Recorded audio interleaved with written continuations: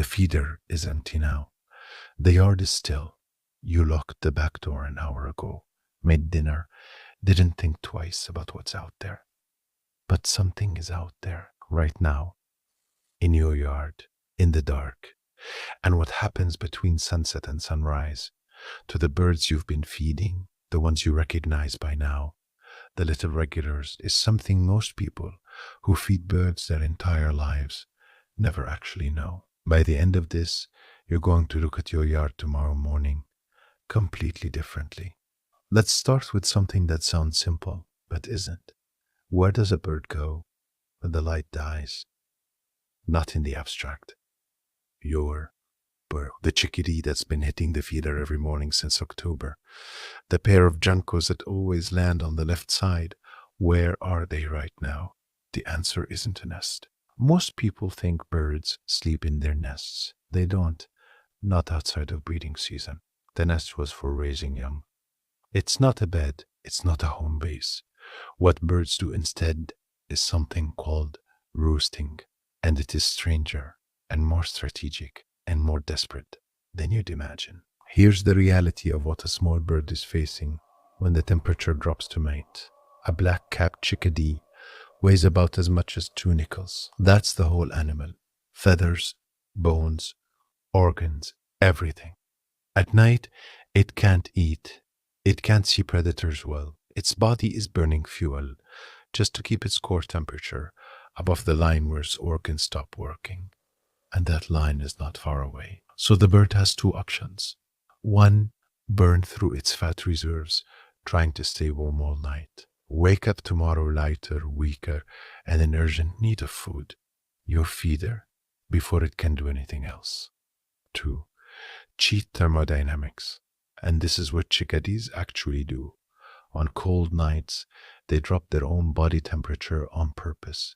By as much as 10 to 12 degrees, their heart rate falls. Their metabolism goes down to almost nothing. It's called torpor. And it walks the edge of death. The bird is essentially gambling. I'll get so close to shutting down that I burn almost no fuel overnight, and I'll trust that I can warm back up in the morning before anything gets. Most nights, it wins that bet. The ones that lose, you never see again. Now here's where your feeder matters more than you probably realized. The bird that came to your feeder yesterday afternoon wasn't just eating a snack. It was loading up, banking calories it would spend tonight just staying alive. Research on wintering songbirds shows that access to reliable food in the late afternoon, within the last 2 hours of daylight, directly affects overnight survival rates. Not in a vague, general way, measurably.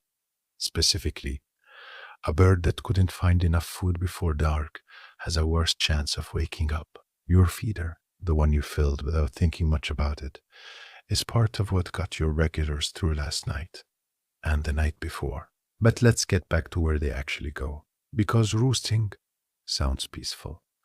A little bird tucked in a tree somewhere.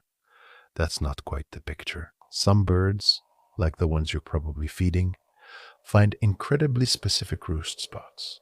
Dense evergreen shrubs, tight cavities in deadwood, the interior of a thick hedge where wind can't reach, places with one entrance, hard to approach from above, surrounded by material that holds whatever warmth the bird's own body generates. Chickadees memorize multiple roost spots across their territory. They switch between them. Because a roost a predator found once is a roost they won't use again for weeks. They're not just picking a spot that's comfortable. They're picking a spot that's defensible, that's unpredictable from the outside, that gives them the best odds of waking up. And your yard, if you've kept the feeder steady, kept the shrubs, kept the brush piles, instead of cleaning everything into bare mulch, your yard may be in that rotation. The bird doesn't just eat here, it may be sleeping here. There's another nighttime behavior almost nobody talks about. Communal roosting.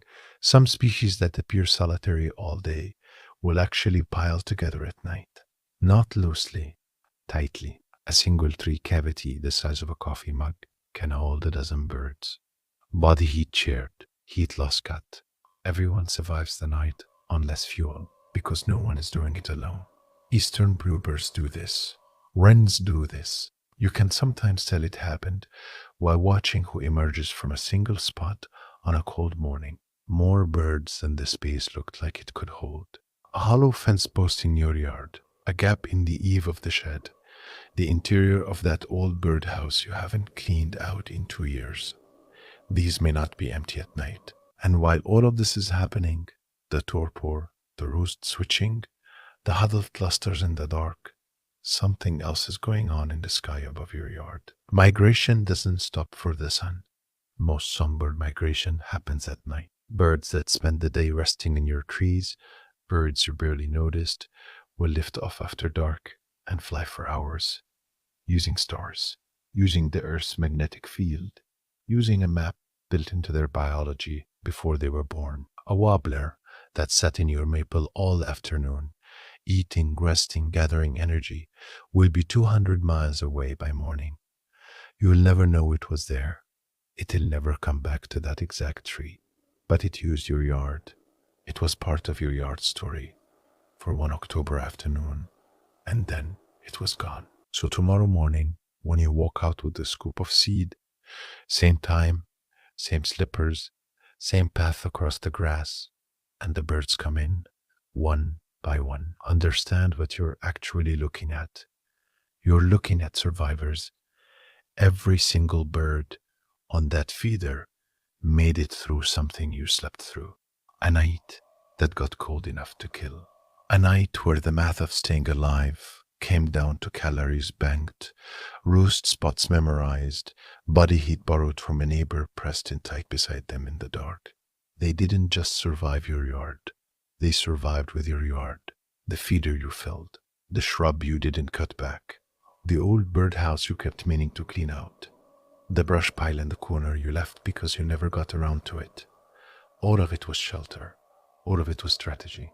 All of it was part of how they made it to this morning.